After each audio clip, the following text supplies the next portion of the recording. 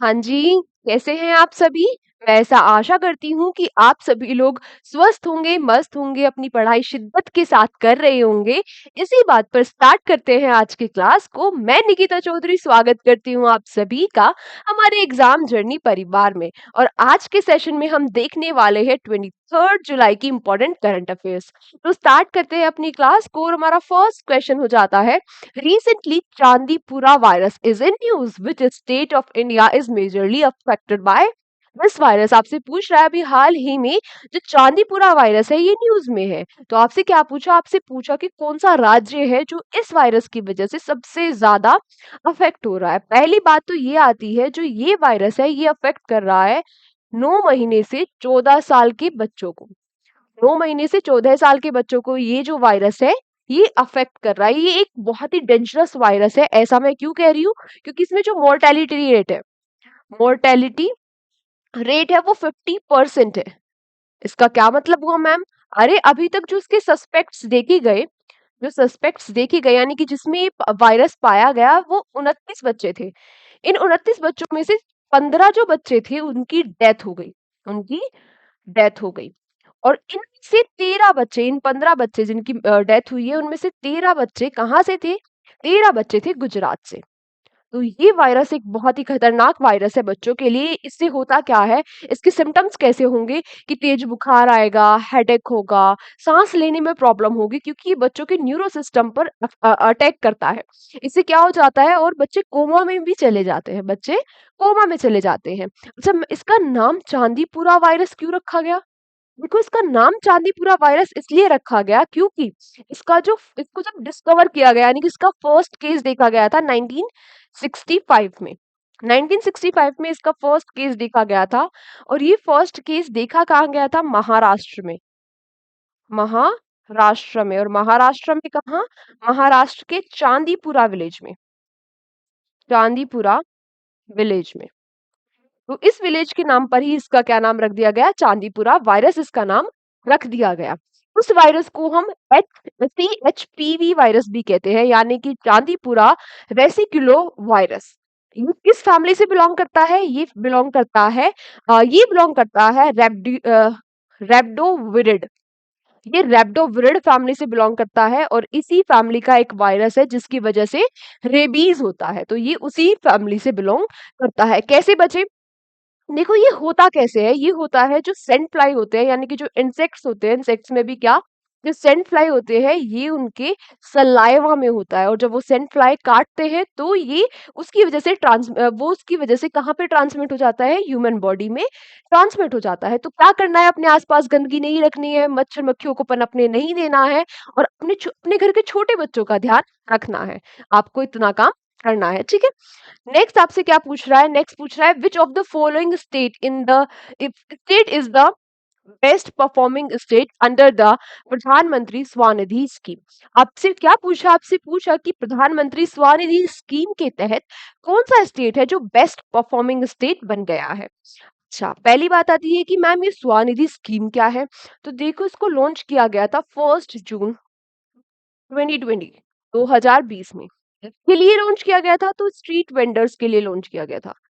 Street vendors के लिए launch किया गया था। स्ट्रीट वेंडर्स मतलब अरे जो स्ट्रीट के आपने देखा होगा ना, जैसे मोमोज वाला हो गया है ना, स्ट्रीट फूड अच्छे लगते हैं ना, या फिर कोई भी ऐसा व्यापार हो गया बहुत सारे लोग आपने देखा होगा, ट्रैफिक लाइट पे देखा होगा या नॉर्मल भी देखा होगा कि जो स्ट्रीट के आसपास क्या कहते हैं व्यापार को करते हैं, जैसे कुछ बेचने वाला आ गया गली में। तो इन लोगों के लिए, स्ट्रीट वेंडर्स के लिए इस योजना को लॉन्च किया गया था। इसमें इनको 80,000 80,000 तक की हेल्प दी गई थी। 80,000 तक की हेल्प दी गई थी। अभी किसके द्वारा अभी किसके द्वारा बताया गया ये बेस्ट परफॉर्मिंग स्टेट कौन सा है? तो अभी हाल ही में किस मिनिस्ट्री के द्वारा बताया गया? Ministry of housing and urban affairs.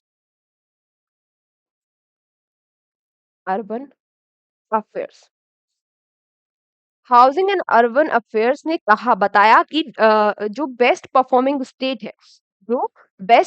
State है वो हो जाता है मध्य प्रदेश, प्रधानमंत्री स्वनिधि योजना में।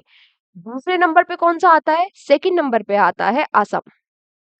सेकंड नंबर पे क्या आता है? असम आता है। तो ministry of housing and urban affairs ने बताया कि स्वनिधि स्कीम में सबसे अच्छा परफॉर्मेंस किया है मध्य प्रदेश ने, और सेकंड नंबर पे आया है असम। इसी बात पर आप लोग जरा मुझे ये बता दो, क्या बताओगे आप? किसके मिनिस्टर कौन है? किसके मिनिस्टर कौन हो जाते हैं, ये आप लोग मुझे बता दो। जल्दी जल्दी जल्दी, कौन हो जाते हैं? क्या कह रहे हो? मनोहर लाल खट्टर कह रहे हो ना? वैसे मुझे पता है, नालायक को तुमने किसी ने भी नहीं कहा होगा, पर लिख लो, फिर हम इस क्वेश्चन को भूल जाएंगे नहीं तो। इसके मिनिस्टर कौन हो जाते हैं? मनोहर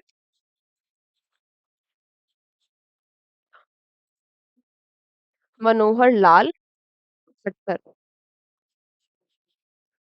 नेक्स्ट क्वेश्चन पे आते हैं।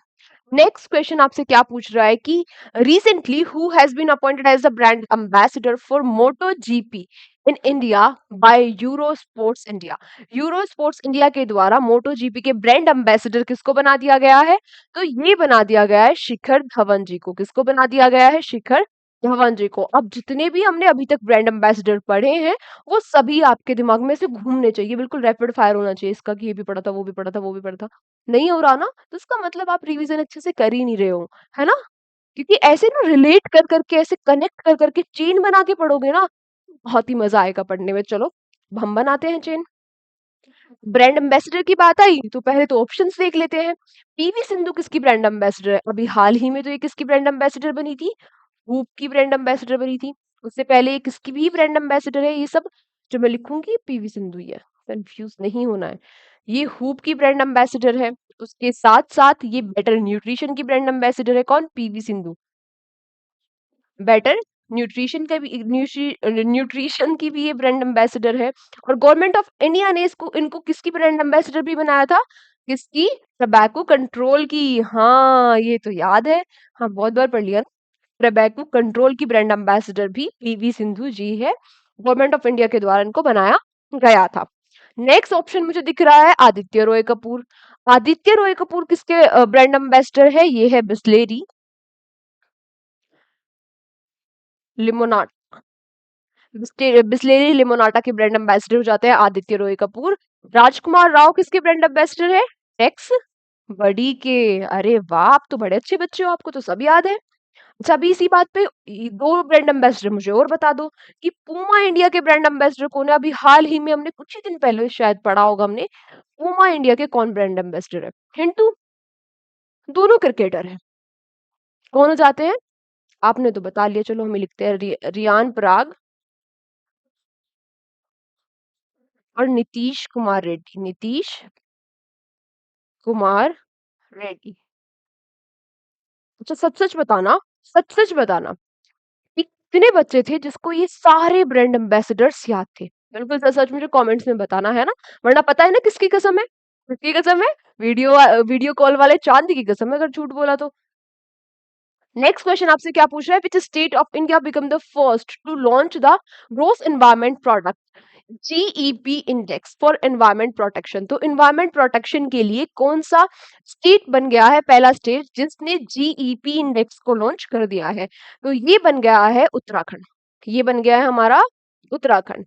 उत्तराखंड ने ये जो जीईपी यानी कि ग्रोस एनवायरमेंट प्रोडक्ट इंडेक्स जो लॉन्च किया है, इसमें ये करेंगे क्या? इसमें क्या क्या करेंगे? ये फॉरेस्ट का डेटा कलेक्ट करेंगे, वाटर का, एयर का, सॉइल का, मतलब जितने भी इन्वायरमेंट के फैक्टर्स होते हैं उन सभी का ये डेटा कलेक्ट करेंगे, उसको एनालाइज करेंगे और उसी के हिसाब से नई पॉलिसीज लाएंगे इन्वायरमेंट प्रोटेक्शन के लिए। तो ये किसने ये इंडेक्स अभी स्टार्ट किया है? ये किया है किसने? उत्तराखंड ने। नेक्स्ट आपसे क्या कह रहा है? Recently which country has been declare as the first host of as the host of first Olympic e-sports game by IOC? पहली बात तो ये आती है यहाँ पे कि ये ई स्पोर्ट्स गेम क्या होते हैं।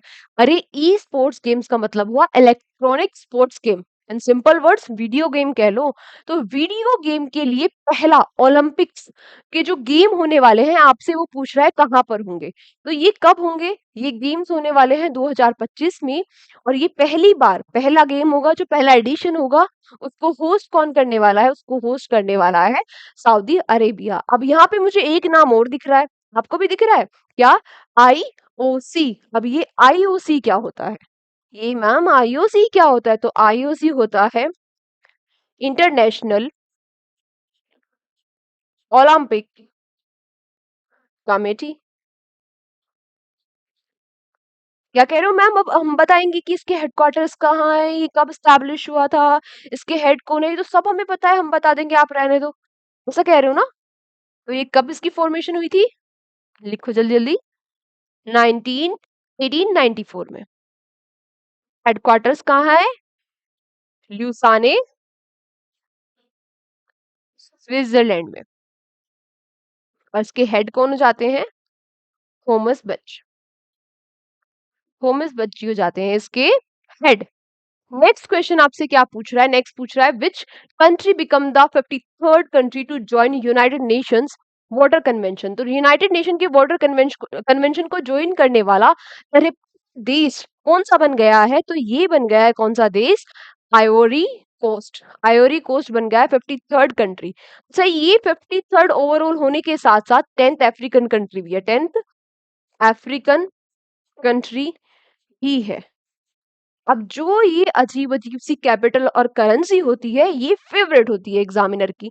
आइवरी कोस्ट अभी न्यूज में है, तो इसकी कैपिटल और करेंसी आपसे पूछ ली जाएगी। और फिर आप पूछोगे कि बड़ी अजीब अजीब सी, पता नहीं कौन सी कंट्री पूछ ली। तो कोई भी कंट्री ऐसे ऐसे रेंडमली कहीं से भी उठाकर नहीं पूछा गया, क्योंकि ये अभी न्यूज में है। एक चीज तो हमें ये याद रखनी है कि ये यूनाइटेड नेशन वाटर कन्वेंशन का 53rd कंट्री मेंबर कंट्री बन गया है, और ये 10th अफ्रीकन कंट्री भी है। इसका मेंबर बनने वाला नाम क्या हो जाता है कंट्री का? Ivory coast. कैपिटल इसकी क्या हो जाती है? कैपिटल इसकी हो जाती है यमूसोयुक्रो। यमूसोयुक्रो इसकी कैपिटल हो जाती है। और फ्रैंक इसकी क्या हो जाती है? करेंसी। फ्रैंक इसकी क्या हो जाती है? करेंसी हो जाती है। तो ये याद रखना है, ये भी याद रखना है। नेक्स्ट आपसे क्या पूछा है? Recently where the national landslide forecasting centre was launch. आपसे पूछ रहा है कि अभी हाल ही में नेशनल लैंडस्लाइड फोरकास्टिंग सेंटर कहाँ पर लॉन्च किया गया? तो देखो ये कहाँ पर लॉन्च किया गया, ये अभी हाल ही में लॉन्च किया गया कोलकाता में। किसके द्वारा लॉन्च किया गया? तो ये किसके द्वारा लॉन्च किया गया? ये लॉन्च किया गया जी किशन रेड्डी जी के द्वारा। जी किशन रेड्डी जी के द्वारा। अब आप लोग चलो मुझे ये बता दो कि इनके पास कौन सी मिनिस्ट्री है, कौन सी मिनिस्ट्री हो जाती है इनके पास। तब तक हम क्वेश्चन पे आते हैं। तो ये पहला भू संकलन के लिए जो नेशनल लैंडस्लाइड फोरकास्टिंग सेंटर है, इसको लॉन्च किया गया कहाँ पर? कहाँ पर? वेस्ट बंगाल, ममता दीदी के यहाँ पर कोलकाता में इसको लॉन्च किया गया। इसके साथ साथ और क्या लॉन्च किया गया? इसके साथ साथ लॉन्च किया गया एक तो वेब पोर्टल। वेब पोर्टल, और वेब पोर्टल को नाम दिया गया भू संकेत। भू संकेत। और मोबाइल ऐप भी लॉन्च किया गया। आजकल तो सब कुछ ऐप पे ही चलता है। तो मोबाइल ऐप भी लॉन्च किया गया, और उसका नाम क्या दिया गया? भू संकलन। भू संकलन जो है वो मोबाइल ऐप लॉन्च किया गया, और भू संकेत पोर्टल को लॉन्च किया गया। अब ये करेगा क्या? आपने देखा होगा ना, अब मॉनसून का मौसम है, और जितने भी पहाड़ी क्षेत्र हैं या पहाड़ी राज्य हैं, उनमें क्या होता है भाई, आए दिन लैंडस्लाइड होती रहती है। देखो वैसे ही डिफिकल्टी होती है पहाड़ों पे रोड बनाने में, ऊपर से जब लैंडस्लाइड हो जाती है तो पूरा का पूरा जो ट्रांसपोर्ट सिस्टम है वो ठप हो जाता है, और वहां पे जान की हानि होती है, या फिर रेंडमली कहीं भी लैंडस्लाइड होगी आने जाने में, ट्रांसपोर्ट पूरा अ, मतलब ये मान लो कि खत्म ही हो जाता है मॉनसून में। जो पहाड़ी क्षेत्र है वहां पर कहीं भी लैंडस्लाइड हो जाती है। अब इसका पता लगाने के लिए कि कहाँ पर लैंडस्लाइड होने वाली है, कहाँ पर अलर्ट जारी करना है, तो हमारी जो जी किशन रेड्डी है, कौन सी मिनिस्ट्री है इनके पास? Ministry of coal and mines के जो मिनिस्टर है, इन्होंने कोलकाता में लॉन्च किया है नेशनल लैंडस्लाइड फोरकास्टिंग सेंटर। अब ये पहले ही फोरकास्ट कर लेगा कि भाई इस एरिया में लैंडस्लाइड होने वाली है। और पता कैसे चलेगा लोगों को? तो पता चलेगा वेब पोर्टल और मोबाइल ऐप की हेल्प से। अब ये मोबाइल ऐप और वेब पोर्टल जो है वो अलर्ट भेज देंगे वहां के आसपास के रहने वाले जो मोबाइल फोन्स होंगे उन पर। तो ये कहाँ पर लॉन्च हुआ है? कोलकाता में। कहाँ पर? कोलकाता में। नेक्स्ट आपसे पूछ रहा है the prisoner of Bhopal. The prisoner of Bhopal book is written by whom. तो ये किसके द्वारा लिखी गई? ये लिखी गई टिम वॉकर के द्वारा। ये बुक लिखी गई टिम वॉकर के द्वारा। और आप सभी को याद होगा, याद है आप सभी को कि जो भोपाल गैस ट्रेजेडी है वो अभी तक वर्ल्ड में सबसे डेंजरस ट्रेजेडी मानी जाती है। कब हुई थी ये ट्रेजेडी? तो ये 2 से 3 दिसंबर, यानी कि 2 दिसंबर की रात को हुई थी 1984 में। 1984 में इसमें हुआ क्या था? इसमें भोपाल के पास एक कस्बे में, भोपाल के पास एक कस्बा है, उस कस्बे के पास, उस कस्बे बस मतलब कस्बा है, कस्बे के पास थोड़ा दूर एक पेस्टिसाइड की फैक्ट्री थी। पेस्टिसाइड बना रहे हैं तो ऑब्वियसली वहां पे बहुत सारी कैसी गैसी गैसेस होंगी, तो वहां पे जहरीली गैसेस थी। हुआ क्या, 2 दिसंबर की रात को वहां पे जो एक बहुत ही जानलेवा टॉक्सिक गैस थी वो रिलीज हो गई। वो गैस कम से भी कम नहीं तो 1 लाख बार एग्जाम में पूछी जा चुकी है कि भाई कौन सी गैस थी जो लीक हुई थी। तो कौन सी गैस थी वो? Methyl isocyanate. जो मिथाइल आइसोसाइनेट नाम की गैस थी ये लीक हो गई और ये बहुत ही जहरीली गैस थी। ये पूरे उस कस्बे में फैल गई और वहां पे लगभग लगभग 50,000 लोग इससे अफेक्ट हुए और तुरंत ही लगभग 2,500 लोगों की वहां पर डेथ हो गई। तो इसे मतलब अभी तक की सबसे सबसे वर्ल्ड में सबसे खराब जो है वो सबसे खराब जो है घटना माना जाता है, यानी कि बहुत सारे लोगों की यहाँ पर जान चली गई थी। तो इसके ऊपर बुक लिखी गई प्रिजनर्स ऑफ भोपाल, किसके द्वारा लिखी गई? टिम वॉकर के द्वारा इस बुक को लिखा गया। अब आप लोग जरा मुझे ये भी बता दो कि आर बल्ला आर बल्ला सुब्रमण्य का नाम देख के आपको कौन सी बुक याद आ रही है? क्या कह रहे हो मैम, हमें तो कुछ भी याद नहीं आ रहा। सही बताओ, नहीं याद आ रहा ना? आ रहा है, हाँ कुछ बच्चों को याद आई। Power within, power within. ये बुक इन्होंने लिखी थी किसने? आर बल्ला सुब्रमण्य ने। और ये किसके ऊपर है? हमारे प्रधानमंत्री मोदी जी के ऊपर है। अच्छा, कल्पना किलावाला का नाम सुन के तो पक्का याद आ रहा होगा, मैं कितनी बार तो मैं ही रिवाइज करा चुकी हूँ। तो इन्होंने कौन सी बुक लिखी थी? अल्पना किलावाला जी ने, इन्होंने लिखी थी अ fly on the RBI wall. A fly on the RBI wall, ये बुक लिखी गई थी किसके द्वारा? ये लिखी गई थी अल्पना किलावाला जी के द्वारा। नेक्स्ट आपसे क्या पूछ रहा है? Recently who has been awarded the ambassador of Indian art and culture at 15th Indian film festival of Melbourne. तो मेलबर्न में जो 15th फिल्म फेस्टिवल होने वाले हैं, जो 15th इंडियन फिल्म फेस्टिवल होने वाले हैं, आपसे पूछ रहा है कि उसमें इसको ambassador of Indian art and culture के अवार्ड से सम्मानित किया जाएगा। पहली बात आती है कि ये होंगे कब? तो ये अगस्त के महीने में होने वाले हैं, लेकिन किसको अवार्ड दिया जाएगा उसकी अनाउंसमेंट कर दी गई है। होंगे कहाँ?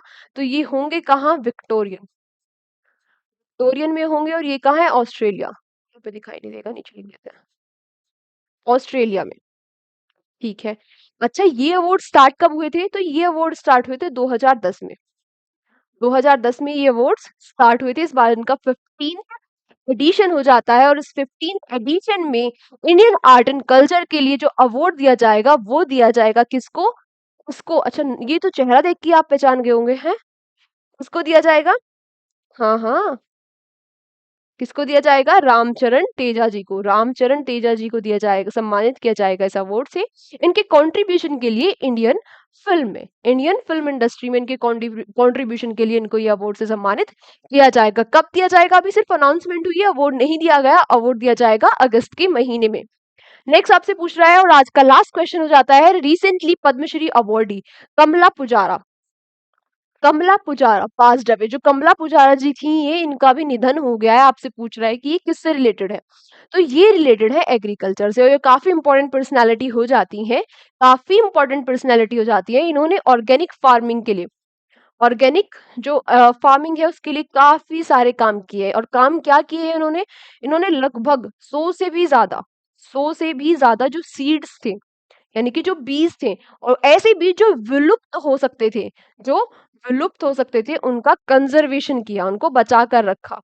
और इसी कारनामे के लिए इनको 2019 में पद्मश्री से भी सम्मानित किया गया, पद्मश्री से भी इनको सम्मानित किया गया था। कब? 2019 में। काफी इंपॉर्टेंट पर्सनालिटी हो जाती है हमारे भारत के लिए। तो कमला पुजारा जी का अभी हाल ही में निधन हो गया। किससे रिलेटेड हो जाती है ये? एग्रीकल्चर से ये रिलेटेड हो जाती है। अब जैसा कि मैंने आपको बताया था, मैंने प्रॉमिस किया था ना कि 101 क्लास से क्या प्रीवियस ईयर जो क्वेश्चन होने, प्रीवियस ईयर जो प्रीवियस डे के जो क्वेश्चन होने वाले हैं उनका भी हम रिवीजन करेंगे।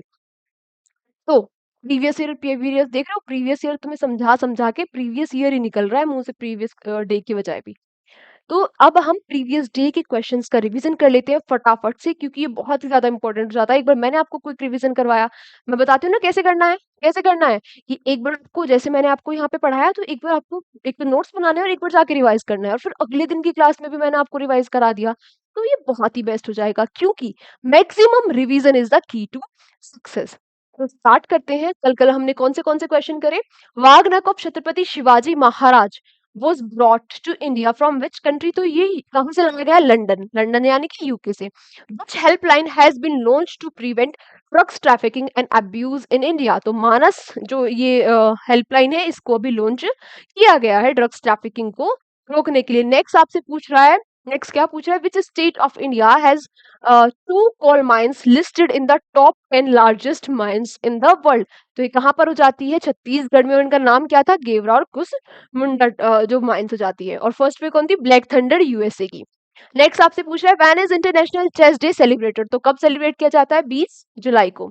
अगला, which space scientist has been awarded the Massey award by the space research committee? Course पर बताया था ना, कहाँ हो रहा है?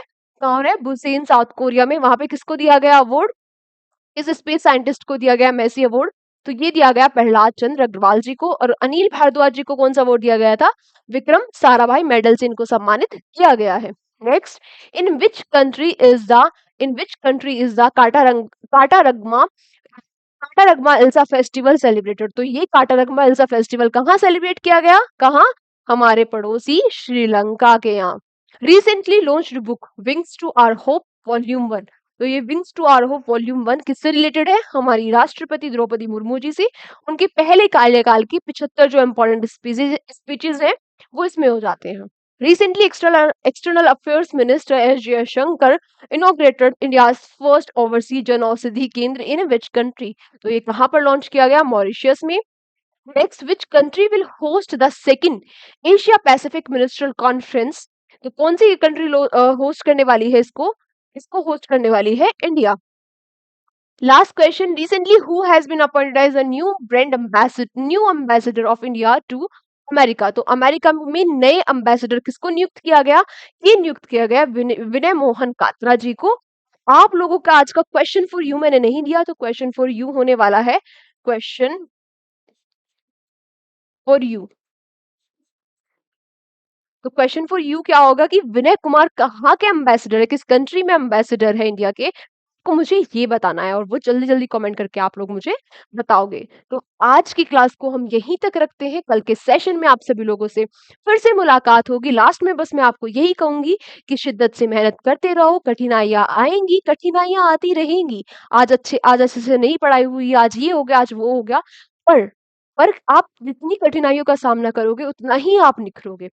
आज की क्लास को यहीं तक रखते हैं। कल के सेशन में आप सभी लोगों से फिर मुलाकात होगी। तब तक अपना ध्यान रखिए, अपने परिवार का ध्यान रखिए, अपने परिवार के छोटे जो बच्चे हैं उनका ध्यान रखें। आसपास ऐसे मानसून का मौसम चल रहा है, तो कहीं भी पानी इकट्ठा हो जाता है, जिसकी वजह से बहुत सारे मच्छर पनप जाते हैं, और वो मच्छर कारण हो जाते हैं बहुत सारी बीमारियों का। ना सिर्फ उस चांदीपुरा वायरस का, बहुत सारी अदर बीमारियों का भी कारण होते हैं वो मच्छर मक्खी। इसीलिए अपने आसपास सफाई भी रखें। कल के सेशन में आपसे मुलाकात होगी। जय हिंद, जय भारत।